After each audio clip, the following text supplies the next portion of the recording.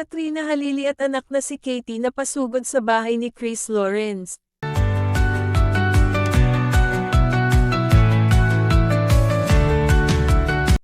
Nag-alala si Katrina Halili nang mabalitaang may sakit si Chris Lawrence.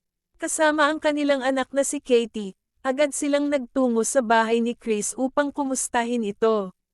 Makikita umano ang pag-aalala ni Katrina habang inaalagaan si Chris sa loob ng bahay. Tahimik namang nakaupo si Katie sa tabi ng kanyang ama habang kinakausap ito.